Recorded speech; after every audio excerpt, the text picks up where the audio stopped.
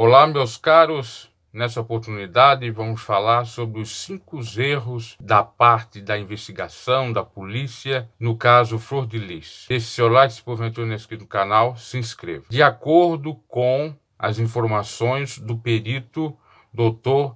Francione, que eu vou deixar inclusive o vídeo no link da descrição, nos comentários, para você conferir e checar que o que eu estou falando aqui não é de mim mesmo, mas sim um relato de um perito do estado do Rio de Janeiro. O primeiro erro cometido: não pode, segundo legislação, inclusive do estado do Rio de Janeiro, dos agentes públicos e do Estatuto dos Policiais Civis, divulgar informações sobre o caso investigado. E foi, no caso em tela da Flor de Lis, divulgado muitas coisas, ou foram divulgadas muitas informações. Era por parte de investigadores, um pouco da própria delegada, inclusive do secretário da Polícia Civil, que passou informação para o governador do estado fluminense, o Witzel. Foi dizer que, segundo a informação passada a ele pelo secretário, seria um dos filhos adotivos da Flor de Lis, e ainda ele até questionou a adoção ou as adoções da Flor de Lis, dizendo que poderiam ser ilegais e que, portanto, seria um desses filhos que foram adotados de modo ilegal. Isso ficou perceptível de modo indireto. Então, já foi um procedimento atabalhoado que veio atrapalhar as investigações e também é ilegal, configurando inclusive um ato de improbidade administrativa, segundo a norma no Rio de Janeiro, para os agentes públicos e também para os policiais da polícia. E lembrando que esses 5 erros vão ser utilizados com toda certeza pela defesa dos filhos da Flor de Lis. Lembramos também que o primeiro advogado, a primeira advogada do Flávio, ou da família, acabou abandonando o caso quando ele confessou. No entanto, ontem tivemos uma surpresa: advogados, cada um com o seu, os 2 filhos e também a Flor de Lis, e dizendo que vão dizer que a confissão é ilegal. Já já eu chego no ponto da confissão que o perito também fala. E eu tenho certeza que eles estão se valendo, inclusive, desses argumentos desse perito para defender os filhos da Flor de Lis. Segundo ponto, o segundo erro, que não deveria ter acontecido, a questão do teste balístico ou da perícia balística forense. Foi divulgado que havia sido feito ou feita uma preliminar de confronto balístico, mas segundo o perito isso não procede, haja vista que para fazer uma preliminar de confronto precisaria do microcomparador balístico, que não se tem no estado, que é um instrumento, vamos dizer assim, bastante confiável para dar alguma informação. E ainda, segundo ele, o próprio termo preliminar já estaria errado, porque não existe. Diz ainda que, com que base a polícia pode afirmar que a arma encontrada no quarto do Flávio seja do mesmo e que ele tenha disparado?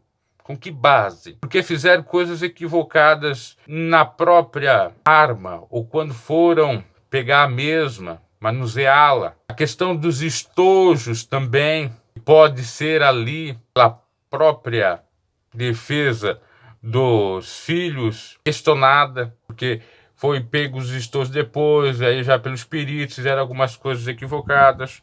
Os maiores detalhes você pode conferir num vídeo que eu vou deixar aí. Também, segundo o perito, na própria coleta se fez algumas coisas equivocadas, e o certo seria ter uma cadeia de custódia que não tem no Rio de Janeiro, e que por isso é que muitos testes balísticos acabam sendo invalidados, porque não são muito precisos. Falta mecanismos, falta instrumentos que posso comprovar melhor. E também não há evidências de impressões digitais e de DNA na arma. E ainda salienta que isso até é um pouco grave. E a defesa pode argumentar, dizer sim que a arma era do Flávio, que estava na casa dele, dizer sim até mesmo que foi comprada antes desse crime, mas que Flávio não utilizou, porque não tem marcas na arma, porque ela estava lá naquele local, só para você entender como é complexa a coisa. Eu já disse, a defesa vai se valer desse argumento. Terceiro erro, as ditas confissões. Segundo o perito no estado do Rio de Janeiro, e eu quero crer que é no Brasil inteiro que se faz isso, é claro que a gente não vai dizer que é 100%, mais metade, mas tem casos por toda a parte do Brasil que ocorre exatamente procedimentos equivocados ou indevidos nas confissões, que às vezes são feitas por meio de pressão psicológica e até mesmo por ato de tortura. Isso por si só já absolve o camarada. Chega lá no tribunal do júri, como é esse caso, caso de homicídio, já foi praticamente apurado pela polícia, ela descartou o latrocínio. Então, os jurados vão analisar, a confissão está lá exatamente descrita, mas a defesa alega que foi por meio forçoso e eles absolvem. Não tem validade, não tem legalidade. Quarto erro, questão do telefone. Inclusive, o perito vai salientar, dizendo que o certo nessa operação ou nessa investigação seria delegados, não gente inexperiente. Porque o que eles fizeram foi de um amadorismo enorme. Ficaram pedindo telefone. E é claro que aquele que sabia que tinha algumas provas no telefone escondeu. Ou, quiçá, até mesmo, eu já disse em outros vídeos, deve ter queimado o próprio telefone naquela fogueira que fizeram ali no quintal. Ou dado um fim por outro meio. O procedimento correto seria o seguinte: pensar sim, claro, na questão do telefone, mas não falar. Ganhar tempo. Nesse tempo, pedir a busca e apreensão, a ordem judicial, para quando já chegando e pegar o telefone. Porque, lembrando, eles só podiam pegar o telefone com ordem judicial, com busca e apreensão. E eles não tinham no momento ficar pedindo. E aí, o tempo. Aí eles esconderam, porque eles disseram, olha, eles querem, tem alguma coisa lá mesmo, vai dar problema, vamos esconder.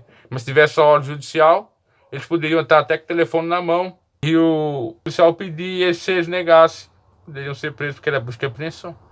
Um erro que pode ser um erro crasso, um erro que pode realmente atrapalhar por completo toda a investigação, porque, como já disse em outras oportunidades, no celular poderia ter muitas informações.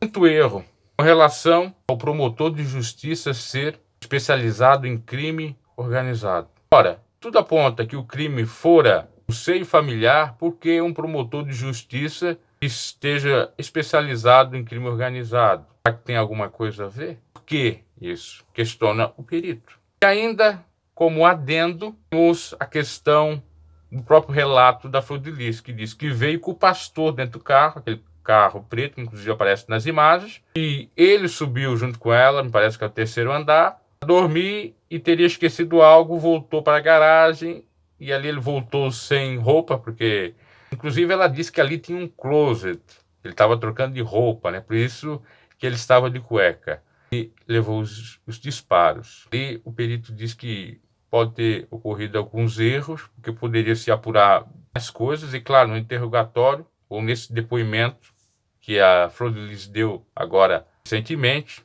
com 10 horas lá, junto com mais 20 pessoas que prestaram também depoimento, interrogatório, ser elucidado. Mas ali ela pode trabalhar, obviamente, para tirar totalmente dela da reta. E a construção de todo o cenário no crime pecou também, segundo o perito. Enfim, os detalhes disso você vai conferir no vídeo aqui, é um resumo do que ele falou. Então, meus caros, olha só, desses erros, justiça poderá estar deixando de fazer justiça. Inocente pode ser culpado e o culpado inocente. Sabemos se foi dentro de casa ou fora de casa que cometeram o ato. Porque agora a gente pode até questionar a questão da própria confissão. Porque o perito está falando que os policiais podem forçar o camarada a confessar. Isso é ilegal realmente, de acordo com a processualística criminal, em direito penal.